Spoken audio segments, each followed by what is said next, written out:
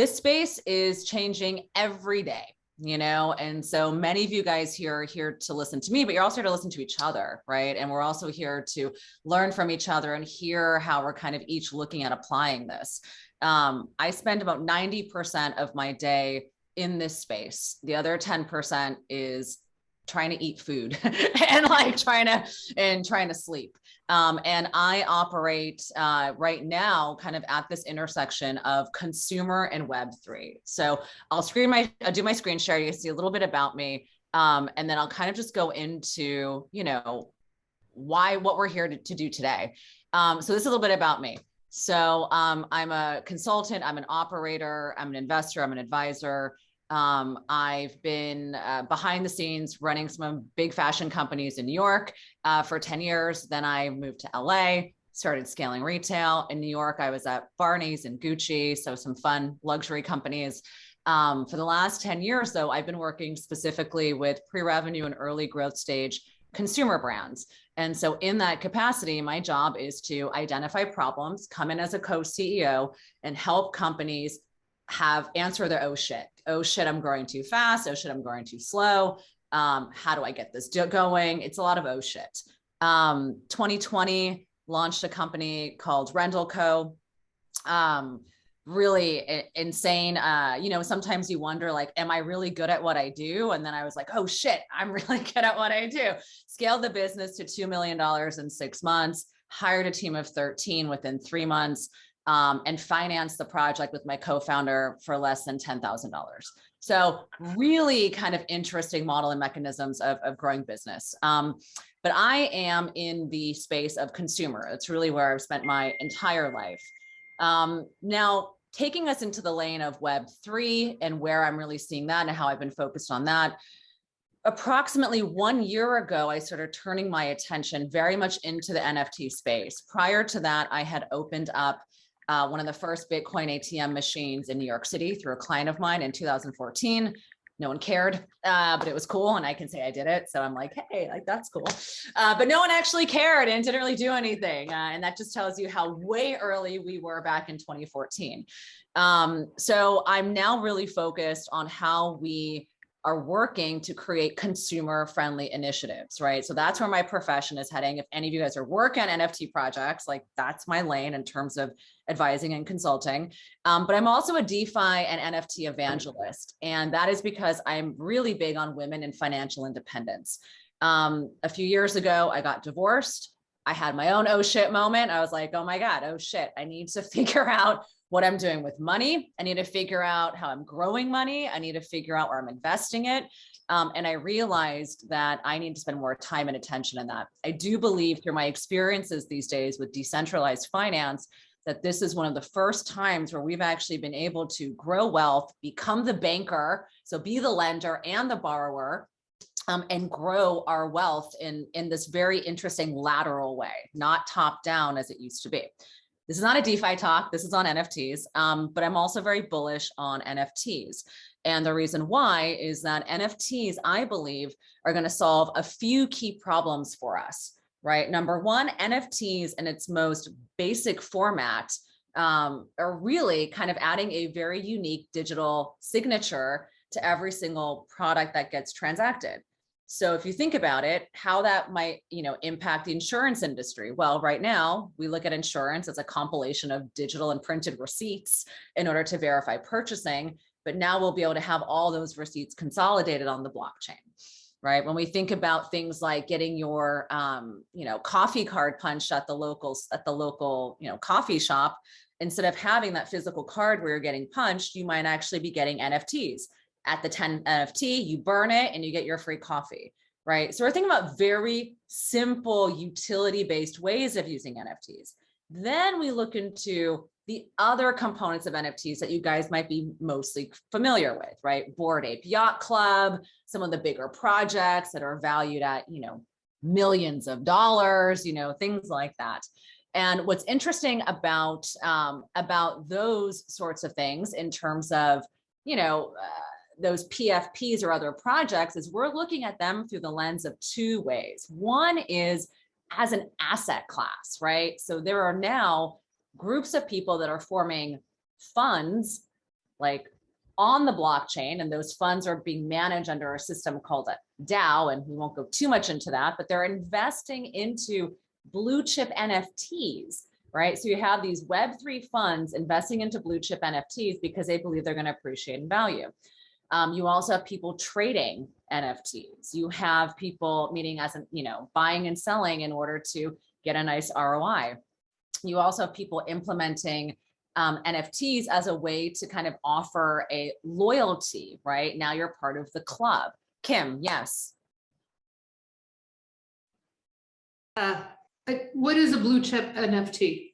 So great question. So in this case, when we think of a blue chip NFT, we're thinking about the projects that have been first to market, that have appreciated in so much value, right? So if you look at like a Bored Ape Yacht Club, right? The idea and why that's considered blue chip is they're one of the first to market. They have the largest sellout. They've appreciated in value, and they've also created this implicit value system that's going to make that project worthwhile to invest in over a long period of time. And those components are being replicated, right? So then you have a project called World of Women, also considered a blue chip NFT. Why? Because not only has that project taken up a lot of steam, so it's appreciated in value, but now they're having built-in partnerships with companies like Hello Sunshine that are now going to be Reese Witherspoon's company, that are now going to be the content providers. You can now do licensing, right, with your World of Women NFTs, similar with Bored Ape Yacht Club. So you're almost sitting on these mini retail or mini brand empires when you're owning these NFTs. So we believe that they will continue to have future value. How many of them do you think there are right now? There are not many. I think there's probably like 5, of the 2 of them. It's like you're looking at, I think, Bored Ape Yacht Club, you're looking at the World of Women. I think another one that might be on there is Me Bits. Again, some of these you look at the art and you're like, what the hell? Like what? Like people are buying this thing? And there's probably a couple others, so you can, if you do a little search on, and maybe I can search up later, blue chip NFTs, we can see what the short list is. But people are investing in them. People are pulling their resources together to invest in them, right? It's a really interesting time and moment. So NFTs, as something you can buy and hold to appreciate, as something you can trade, as something that you can also then use as an access point to a club, right? So think of like, hey, do you have your Soho House membership? Well, instead of it being a digital card in my wallet, it might end up being an NFT, right? It might give me the access to those communities. And in fact, I sent to Kat the introduction of this concept of, hey, maybe we should be looking at Fourth Floor as, membership NFTs, right? Because we all want easy ways of being able to log in. Imagine, right now we have single sign-on, right? When you log in through your Google, right? But over time, it's going to be single sign-on through your MetaMask wallet, right? And you're going to be able to log into those communities that are building off of Web3. So any questions before I continue? Oh, there's so much in the chat. Oh, that's so exciting. Crypto Kitty. Yep. I just wanted to chime in and say, like, your comment about how we can democratize access and bring in women and underrepresented groups to this new, decentralized system, plus your comment about, are people really buying this art? Like, it's not interesting. Goes a little bit towards like a project like Meta Angels, for example, where these women started this because they didn't see themselves reflected in the community or in the artwork, right? They weren't interested in buying that. So it's a little bit like, let's create our own. And then some of that value coming from people really wanting to hold on to those cards, right? Because they relate to them. And then the other interesting thing that I heard Alex speak last night, and she was like, if you purchase or if you have a Bored Ape Yacht Club or a CryptoPunk, the 2 things that's signifying is either 1, you were really, really early, so you're flexing that, right? Or number 2, you have a lot of money. I don't know how you feel about that. Yeah, I also don't like the art that much, So like when it comes to the utility, right? And the invitation, I think the biggest thing that we forget as we think about NFTs are community, right? As any sort of product launch, right, or any sort of extension of anything, if you have no one to sell it to, does it really fucking matter, right? And so launching an NFT project for no reason is not going to get you very far. But when you think about things like Meta Angels, so I was lucky, I minted a few of them at their drop. They've created an incredible community, right? They do lending and borrowing. They give away ETH, right, to their community members who need it. They're kind of fostering a sense of inclusivity, of generosity. And I think what really Web3 is defined by, right, which is if you want a seat at the table, this is your time to take the seat at the table if you want it. You know, I've heard a lot of pushback on people who say, well, you know, it's still so many dudes. It's still very bro culture. Yes, we're all still we're very early. And this means that those of us who are saying there's a problem, we have the opportunity to make a difference and to change it and be a part of how it shifts and changes. And by the nature of the technology, right, that it's not given in this tops-down manner, that it is very laterally distributed, and it really requires people at all different levels, right? I'm not going to go too deep in this, but to actually put something on the chain requires validators on both sides, right? That means that like any one of us could jump in the game and say, hey, I want to run a node. I want to validate things to go on the blockchain and I want to make money in that way. You know, that's not only given to certain engineers. Anyone who wants to play can play. Yes. Oh. Hi. I just want to throw a word of caution that all of these NFT things that we do is publicly a public record. So, you know, yes, when you buy, they know exactly what you're collecting. And so just caution, that's all. Which I think is amazing. I think it adds to the authenticity and transparency of this, you know, which I think is important. Okay, let me get started. Actually, can I just chime in? There Sure. actually was an article today on that exact topic, privacy and NFTs and blockchain, and this balancing act of transparency versus privacy. So yeah, I think that is something as a privacy practitioner, it is interesting, this idea of just putting it all out there, like the Venmo model of listing every transaction unless you opt out of their model of listing all of your financial transactions. So just if you Google NFT and privacy and news, you'll see the article. It was just today. So it was very timely. Thanks, Deirdre. You know, I think the thing that's interesting is people who are getting deep into the space, they don't have one wallet, you know, they have multiple wallets, right? We've got our hard wallets, like our ledger wallets. We've got, you know, which we're buying and transacting NFTs off of. I use MetaMask to buy and transact with my NFTs, but MetaMask is not my only wallet, right? And so I think that we're going to start to find, similar to as you have like a business credit card and a personal credit card, right? Or you might have different credit cards for different utilities, one's for points, one's for this.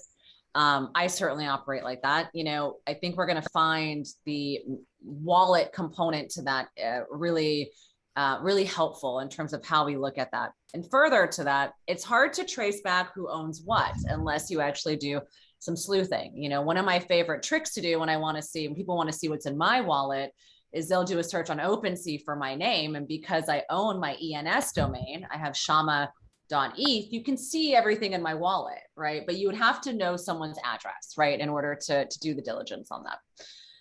Okay, so let's get into the buying and selling of NFTs, because that's really kind of what this conversation was brought about. And I'm sure we could be on here for hours and talk about so many other things, and hopefully we'll have a chance to do so in the future.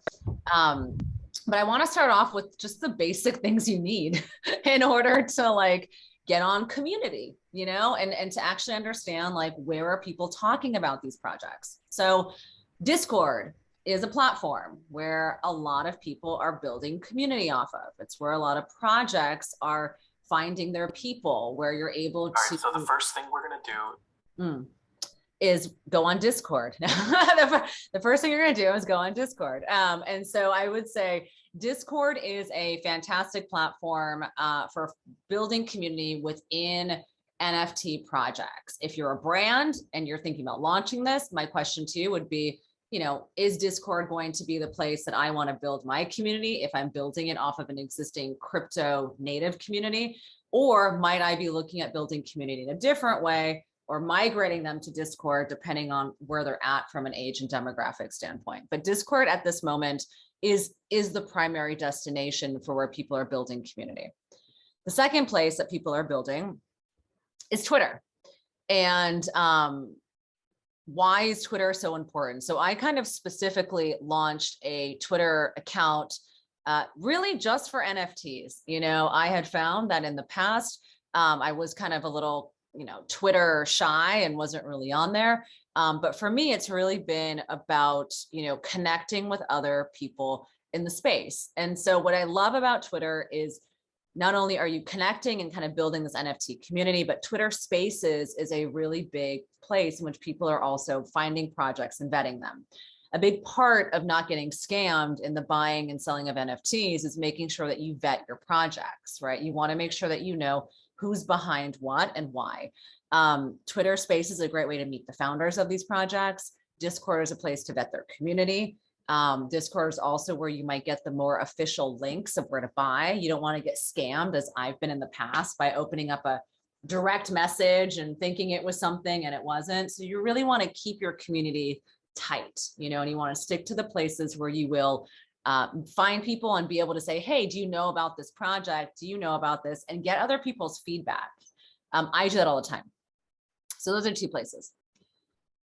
The next thing in this process, right, of buying and selling NFTs is making sure that you're ready to buy and sell NFTs.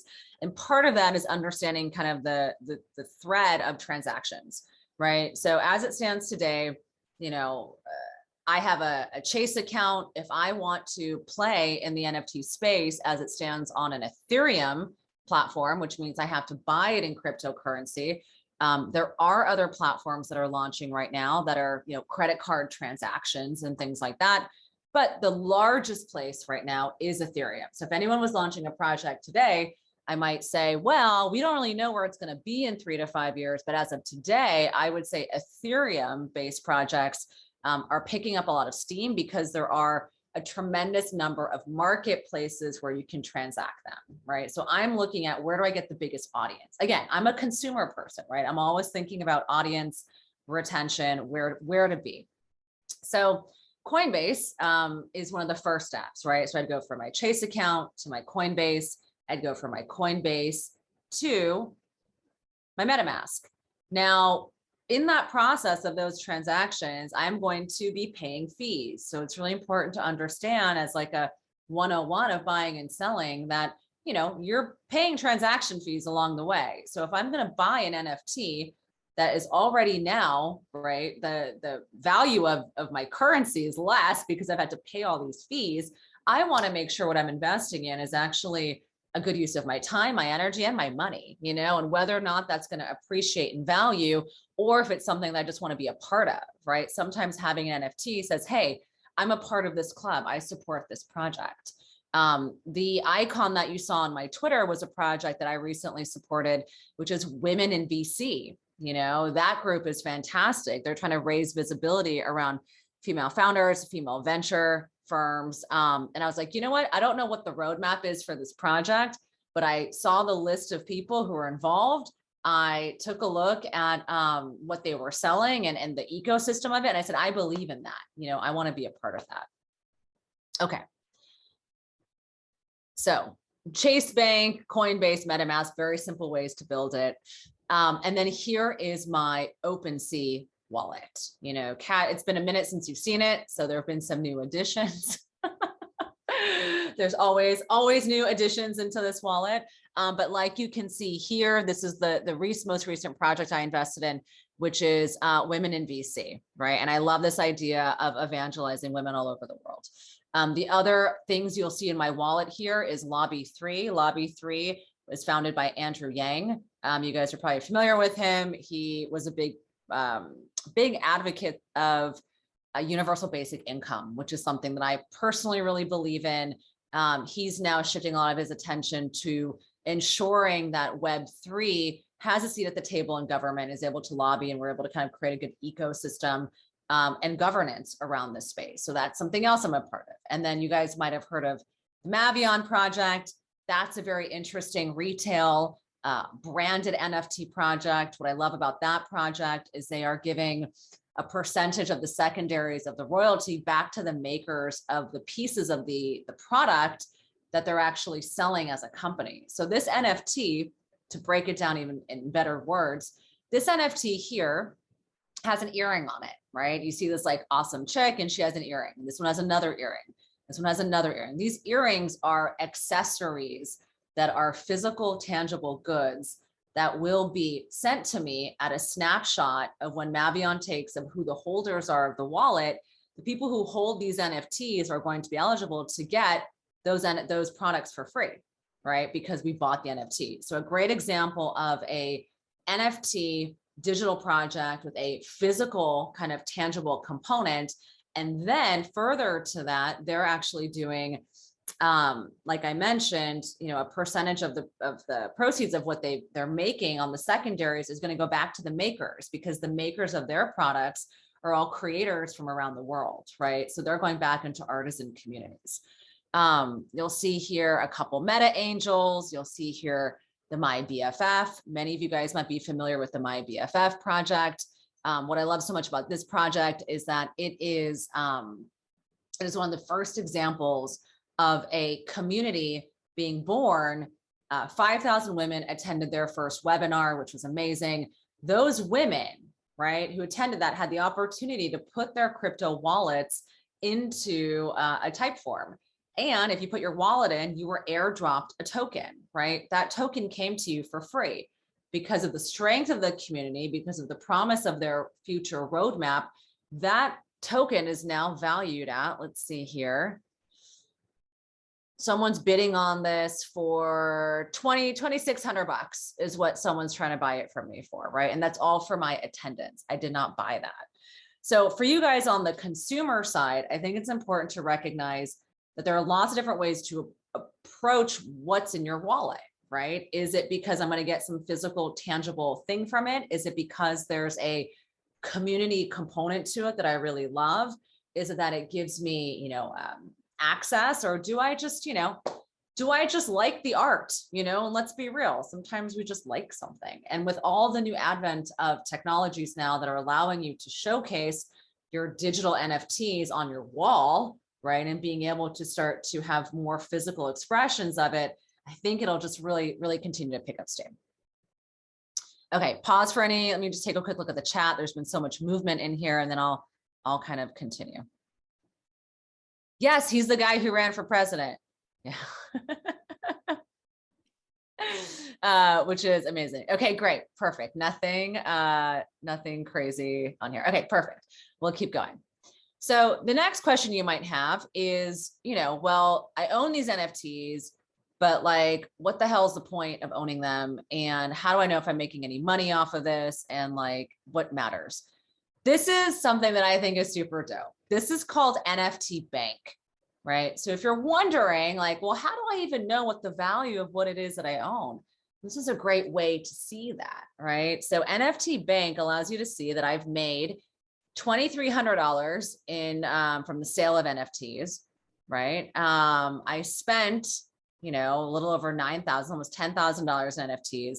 And I've had a realized gain, right? My inventory value now is at 3.5 ETH. And so what's interesting about this platform is it allows me here to see, right, kind of what's the value, right, of what it is that I own. And that's really interesting. So here, Women Rise, right, it looks like the estimated price here is 0.3 ETH. However, at the height of when that project was taking steam, I still have one more. I sold one of them for 1 ETH. I sold one for $2,500. So when we're thinking about, how we're thinking of NFTs as almost our own personal wallets, and how we're starting to buy and sell and evaluate our portfolios, this is a fantastic place that I love to go to kind of see where things are being valued at. Yes, Kim. Do you have to pay for this? No. No. How did they make their money then? Not for me to know.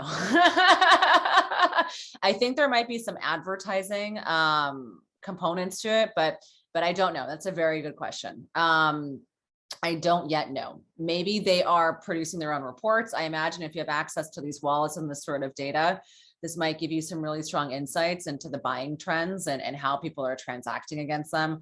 I've had my own personal questions around NFTs as hedges in crypto, and then crypto as a hedge on US currency, right? So I think as we're kind of looking at something like, you know, as we're looking at kind of the ways in which NFTs are going to be taking steam, I think this kind of data would certainly be valuable, right? Okay, so the next thing is NFTFI, right? So Nftfi. What's really interesting about this platform is this allows you to do lending and borrowing using your NFTs as an asset. Now, that I think is really, really cool. I have yet to do this, right? So this is something that I have yet to do, but I've also been hearing a lot about this in terms of other platforms. So looking at your NFTs as a way to borrow against, I think is a fantastic, fantastic decentralized app to look into.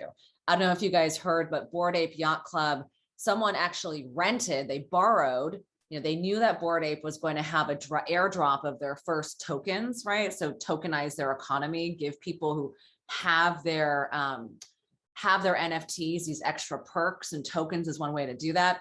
So someone actually went out and borrowed, and I think it was 5 or 6 different Bored Ape Yacht Clubs in order to be eligible to get the airdrop of tokens. And then once they were done borrowing them, they now were sitting on all of this new wealth because those Bored Ape Yacht Club tokens are now appreciating in value.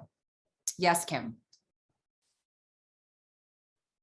Or is your hand, was that from before? Yeah, sorry, I didn't unraise it. Sorry. All right.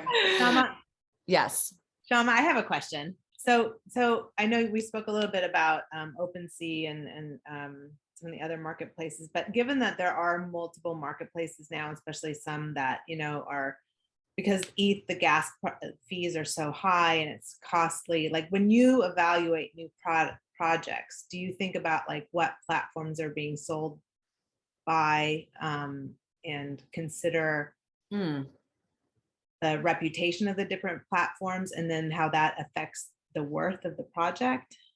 So what's interesting here is that so I'm going to go into a few marketplaces to show some different variety, but I think when it comes to where to buy, beyond, so there are other chains, right? And you bring up a very good point, right? There are platforms that are building off of Tezos. There's ones that I'm going to show you right now that's building off of Flow.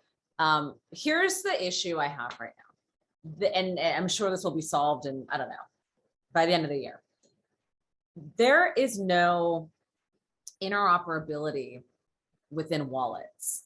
So if I hold, you know, 6 different wallets and they all have 6 different NFTs, well, depending on what I want to do with those wallets or with those NFTs, like I need to think about what's good for what. And so when I'm thinking about, you know, the gas fees as maybe like one, when I'm thinking of gas fees as like a deterrent, these days gas fees can be quite low, even on OpenSea, right? Like I bought something the other day, the gas fee was like $20, you know, still high, right? When you think about other platforms, those transaction fees are pennies, right? They're much lower, but use that in contrast to the fact that gas fees were like $200 on an NFT that was $5, right? You're like, what is going on here? This is such a deterrent to being in the game. So for me, I think about like, what do I want to do with this? You know, if I'm buying and selling, well, I want to be where I can buy and sell to the most people, right? And so when I'm looking at, you know, these different platforms, like OpenSea connects with my MetaMask wallet. LooksRare also connects with my MetaMask wallet. I can buy and sell the same NFTs on OpenSea, my NFTs, as on LooksRare, as on Rarible, for example. right? So different marketplaces, if they're built on the same chain, you can access all the same products, you know, and what really comes down to in terms of picking a platform, if you know the chain you want to buy on, for fear of getting too technical, but if you know the chain you want to buy on, then you want to be buying and selling on the platform that's going to have the best user experience, that's going to have the best sort of rewards for you. And I'm going to talk a little bit about why I like Looks Rare. It's got the best rewards for you. And that's going to be curating the right content. The problem that OpenSea has right now is they're kind of like Amazon. It's not curated. It's not beautiful. There's no great user experience, right? It is not the right kind of platform, right? For someone who wants a high touch user experience. But a platform like this one, Looks Rare, what I think is so amazing about it is that you can actually engage in this community in a variety of different forms. So as it stands right now, you know, I've got a Looks Rare account, right? I'm plugged in with my wallet, right? You're going to see the same items, right, in this wallet as you would, right, in my OpenSea. And I'll show you right now. It's the exact same collection. Now, I would need to refresh some of them in order to see what they currently look like. Some of these I'm not on Looks Rare often, but it's the exact same wallet that's being mimicked on OpenSea as on Looks Rare. And the thing that I like the most about Looks Rare is that they have tokenized their community. So if I own the Looks token, well, that means that unlike OpenSea, where every time there's a transaction and I'm paying a fee to OpenSea to actually facilitate the transaction, the Looks Rare fee, those fees, right, are being distributed to the token holders. So that means that the more people who buy and sell on Looks Rare, the more valuable my tokens are. And so what I think is so interesting about how we are thinking about this is you can see here, Looks staking, right? So I'm staking a few of these Looks tokens, right? Here's my stake, here's my rewards, and earn to date, right? My compound, like what have I earned just by having these rewards on here? I've earned 25 bucks. I haven't had to do anything. I've just had to have some of the Looks on there and do some buying and selling as I want, but really just take advantage of the fact that other people are leveraging this platform. The next one that I think is really interesting is one of, right? So when we think about different places of buying and selling NFTs, we might be starting to look at more curated places, right? So Looks Rare is it's still kind of that mass market feel, but because they have that rewards component and the staking component, I think that gives it a bit of a leg up in terms of value for the consumer as opposed to OpenSea. But then we start to move into more niche places where you can buy and sell, or buy rather. And so one of, I think, is an amazing place to be able to purchase.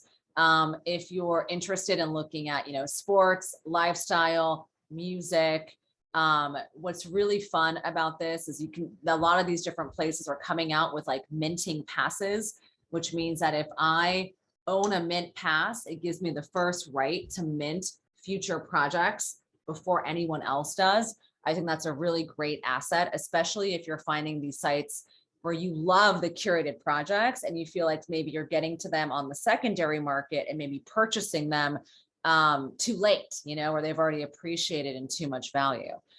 So one of, I think, is a fantastic spot. This one is very interesting. This is a platform that's being built off of the Flow chain. Flow is something that Dapper Labs created. What I like so much about this is that it is actually a wallet whereby I can pay with my credit card. You can see here that these prices are in US dollars. Now, this project is really special. This project is funding. So Laura Marie Geisler is 23 years old, living in Germany, and she's fundraising for her first race. She's a race car driver. She's fundraising for her first race through the sale of NFTs. Her vision is to not have to go after traditional corporate sponsors to do the fundraising for her project. She wants to be able to reach out to her community and fundraise. And for her first race, she wants to be able to wear an all white jumpsuit that doesn't have any logos on it, right? She wants to be able to have sovereignty. Yes. Kat, you're on mute. Sorry, I didn't mean to interrupt. No, I was just wondering if you could, after this, explain what the first and secondary markets are, just for those of us who don't Yes, understand. that's a great point. So this, I think, is interesting. What makes this interesting, and this is something for those of you who are looking to create projects for your businesses, is do I want my consumer to pay with a credit card, or do I want them to be crypto natives? We kind of opened up the conversation with that. Something like, building on Flowchain, this unblocked experience, you can buy with a credit card. Now you might be saying, well, how is that built on Web3? Well, here's what happens on the back end. So here I am, I bought one of these, right? You can see here that this is my Flow profile, right? So what happens, right? It's like, I basically purchase an NFT with my credit card, but Unblocked opened up for me a crypto wallet that they hold, right? So I'm not managing. It's not like I have to worry about managing this crypto wallet or opening it up myself. They opened it up for me, right? And so as we're looking at creating projects, we want to ask ourselves, do I, again, crypto native or someone who's going to want to use a credit card, right? That's going to help you decide, I think, which platforms you're going to end up wanting to launch your projects on. So the difference between the first market and the secondary market. Some of these places, and anytime you hear minting, something is minting, that's going to be the first time it goes onto the market. So any place where you're minting for the first time a project is going to be the first market, right? Primary markets. This, for example, right, when I am buying something on here and I'm minting it for the first time, that's going to be a primary market. Secondary is really where you're trading with each other, right? So almost think of it like Poshmark to buying something from, I don't know, Bloomingdale's. I buy it from Bloomingdale's, I'm buying it from the primary source, but I'm now selling it to Kat and I'm doing it on Poshmark. And so that's secondary trading, right? So it's a little bit like, buying it from the source and then reselling as your own marketplace, right? I'm now the seller of this product. What's very interesting about something like OpenSea, for example, is that OpenSea, you can actually mint a project there for the first time. You don't have to have a separate minting site, but OpenSea is primarily used for its secondary market capabilities. Did that answer the question? Okay, cool. Okay, so Unblocked, I think this project is super cool. If you guys want to throw $20 at a cool project, like really excited to support this woman. Flow. Okay, and here's another platform. Super Rare. I love Super Rare. Super Rare is like the Deitch Gallery. Like, I don't know if you guys are like ever into the art scene, or you would go to visit the galleries in Soho or Chelsea, or how involved you are. But when it comes to like really amazing art that's actually just going to have intrinsic value and just appreciate over time, Super Rare, I think, is one of the most fantastic places to be able to participate in the purchasing of really, really fantastic art, right?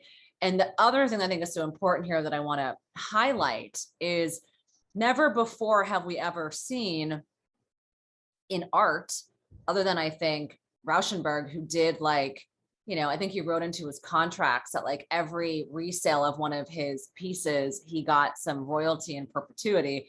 Not many artists have had the privilege or the ability to do that. And so what's really interesting and amazing about NFTs specifically, and obviously they're highlighting this here at Super Rare, is anytime you buy and sell the NFT, there is a percentage of royalty that goes back to the artist, right? This is very much incentivizing and changing the creator world in a way that we haven't seen before.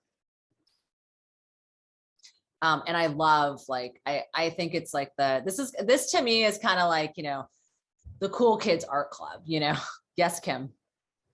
So in my business, I work in music. We're doing a lot of catalog sales.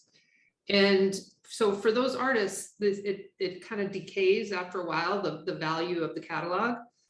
How do you, have you thought about, I guess in this art, you're saying the value will go up, but at some point, like if you watch Antiques Roadshow, the stuff from like the 1950s, people don't care about anymore. You know, like if you're trying to get rid of a Hummel collection, no one's going to buy it. You know what I'm saying? How do you judge that? Well, it's so early, right? So what's interesting about NFTs is that like, if you can think of it as just like a piece of art, and similarly, like you said, I could own a piece of art and just buy it. That's why it's like, you know, buy what you like, you know. I mean, you know, when you buy a young artist, you have no idea, you know, how valuable that thing is. So you better buy something you like. Or, you know, if you want to buy into like masterworks and you want to own a percentage of a Picasso, you can do that and hedge your investment in a way that's more like strategically sound, right? So when we think about, you know, emotional purchasing, which I think art is easily seen as investing as an asset or an emotional purchase, right? I would say very similarly to this kind of digital art landscape, it's pretty much the same. The only difference is that, you know, there's these built-in smart contracts, and then there's also this incredible fluidity by which we're going to be able to showcase art, you know, and the value and the meaning behind it, I think is going to take on new meanings. And I think in terms of music, what's very interesting is I was just reading on Twitter the other day, this artist I follow, Rack, you know, he made $39,000 from the sale of an NFT to 100 people, which was the equivalent of having his music heard by 9.4 million people on Spotify. Okay, so when it comes to like realizing income and it comes to like building something, like this is revolutionary for artists. We're also seeing people releasing snippets or parts of music where they have to, you know, they own a piece of a song. We're seeing people who are buying the different layers of tracks where they can't actually play the music until it comes together. All the NFT holders decide to play that song together. So when it comes to how we're looking at NFTs, it's really almost anything, you guys. It's not even like only in these ways. I tend to ask people, as opposed to here's what NFTs are, I like to ask people when I'm consulting, like, well, what's your dream? And like, how do NFTs support that? You know, because this is infrastructure, not necessarily the thing, right? Okay, so a couple other places. We've got here another great platform called Dropspace. Many people are wondering about agencies. How do I build? You know, where do I kind of get more information on things? This, I think, is a fantastic platform. It allows you to, you know, you can pitch to them. They can build out your project. You can see kind of a curation of their projects. This is actually where the Mavion project ended up launching. And they also have this mint ticket, right? So you can buy a mint ticket to get first rights. But this is an example of an agency that's developing and launching projects as well as creating their own community, which I think is pretty smart. Also, if anyone here is looking at launching their own, anyone here who's an artist who's looking at launching projects, Randy Zuckerberg's new project, Hug, I think is really great. They're kind of cultivating these accelerators and groups of people who want to create and produce female-led and female-driven art. So I love what this is doing. She was also an advisor on the Meta Angels project. You can see here a little bit more about their lending program, right? And so I think it's really fantastic, right? To be able to see NFTs being used to really help and support each other. And then a few more links I'm going to show you guys, and then we can open up to more discussion. A lot of questions that come up to me are, where the hell do I go to like find out about shit, right? It's like, I don't have time to be on Twitter all day. Discord is super frenetic and hard to keep up with. So there are different communities where you can find out about things. You know, Friends with Benefits is a fantastic community and group. You can buy into the token, you can join the community, which I think is really fun. They host a lot of events. I'd say it's definitely kind of a cool kids crowd, if you will. Most of them are kind of based in LA, and most of them are still men. You know, this is still very much kind of a male dominated space, though people like myself and those of you guys here today on this call are changing that, you know, and that I think is so incredible. Other places to check out, NFT Now, I think is really helpful. They have a podcast, all these topics, different kinds of resources. You can see different drops. You know, here they talk about some Solana projects. So you can start to understand kind of the different chains you're going to build off of and what's building on what and maybe why. But NFT Now, I think, is a great resource. NFT Evening is another really good resource. I think that they have really fun content, also like a great opportunity to find out about new projects and hear about things that are happening. So check out this one, Selfridges and Paco Rabanne, right? It's like, wow, Paco Rabanne could not be the furthest brand that I could ever imagine to do an NFT project. So like, I don't know, part of me is like, is this just like desperate? Like, is this a desperate attempt to be cool? Like, I don't know, but that's what, when I don't know if you guys love Paco Rabanne, but like that to me is not like, I don't know. I'm curious. Let's see how this one goes. What's interesting here is ESPNs. We're seeing a lot in sports, right? We're seeing a lot in terms of places that have implicit or built-in community. I think music, Kim, is a fantastic place to do that. So anyway, this is also a great resource, NFT Evening. I also subscribe. So this is an issue of it. It's called NFT Rundown. There is no website to it. I've started to kind of subscribe to some Substacks, you know, so I can just like get some information. So this is interesting. It's talking about needing more women in the spaces. You know, how do you explain what's going on in NFTs? Let's talk about NFTs carbon footprint. Many of you guys might have had some concerns about minting, gas fees. Like, you know, we're so early, you know, it's like, this is so, we're doing so much in such little time that I think it's so important to be generous about that. I mean, we think about our current financial infrastructure and how we've been built, you know, how this country's been built. And we think about this very tops down mentality. Well, DeFi has already changed the playing field for so many people to date. I mean, we have more crypto millionaires under the age of 25 that are not coming from generationally wealthy families. You know, this is a very important time as we're looking at shift and change. And so as with that, we're also seeing changes in how we're looking at the carbon footprint, the environmental awareness, and we have the right people at the table. The last two things I'm going to show you are, one is NFT Calendar, which I think is a great platform. NFT Calendar allows you to keep in, you know, see what drops are coming up. I used to buy everything on the secondary market until I realized I was just paying too much money. And I just needed to like get involved in these projects early on so I could be a part of the mint and then not pay the upside on the secondary. So NFT Calendar, I think, is a good spot. And then this, I think, is a great Substack, Bankless. I think they're really great. They're all about kind of democratizing DeFi, getting more people into the space. You know, how do you go fully crypto? And then also, you know, what are these different NFT projects that are coming up, and a little bit more analytical, right? So Tezos NFTs. There's an article here on omni-chain NFTs. I don't know what that is, but maybe that's actually cracking the problem that I have around having a multi-chain wallet. I'm hoping that that's the case. But that is all, guys, for my sort of presentation side of things. I know I don't have much time. Would love to have conversation. I'm going to stop sharing.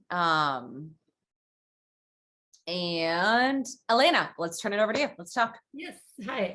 So I think clearly, you know, great descriptions, by the way, and the artists, you know, income on secondary and everything is huge, but a lot of the rest of it sounds, frankly, a lot like, you know, VC unicorn investing or art markets, where it's really the insiders are going to make money, or the people who have a lot of money to begin with.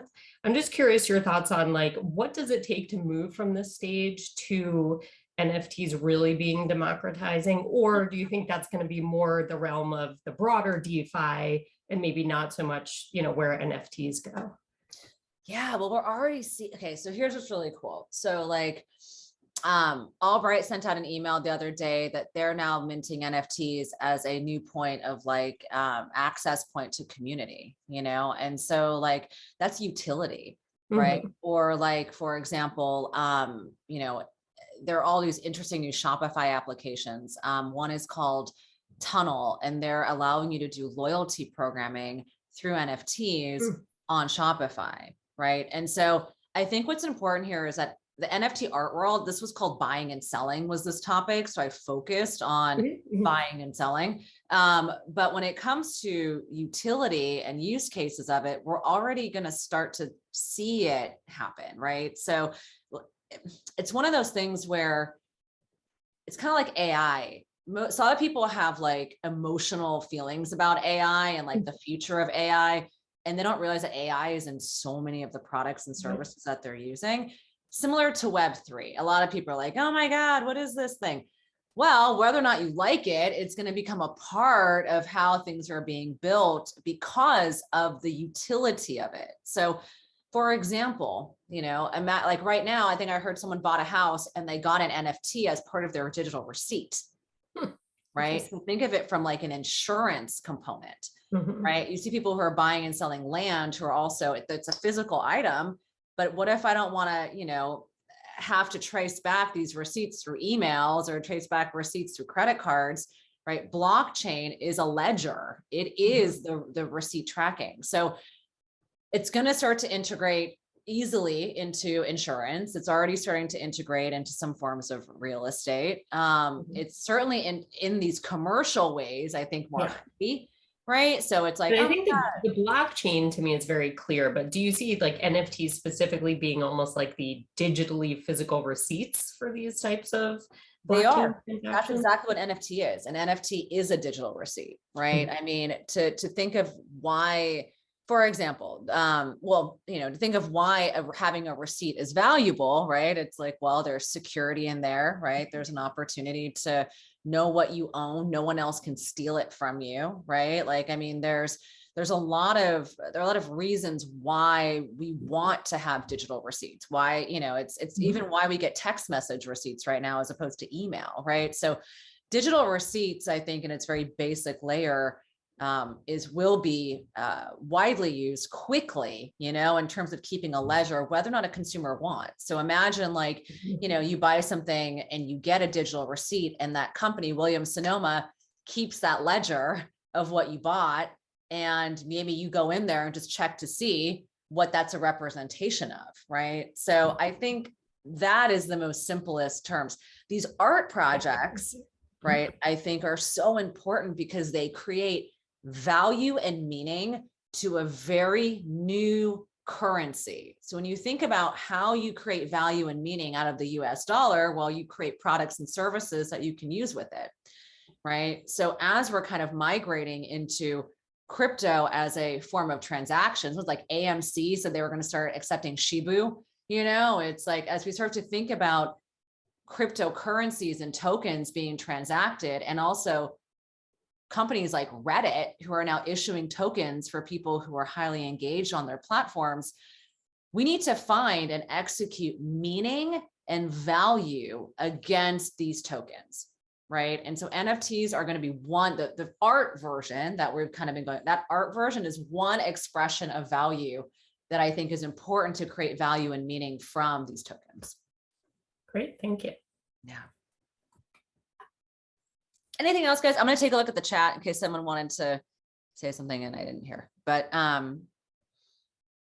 Syama, I think there's a lot in the chat, but not necessarily questions. Okay, great. So amazing. And I know that this was just like the top layer. There's so much more to go into and so many different aspects to go into. So if anybody else has a question, great. Otherwise, I think we're kind of at time. I just want to say it's really, really helpful. Thank you. No, thank you.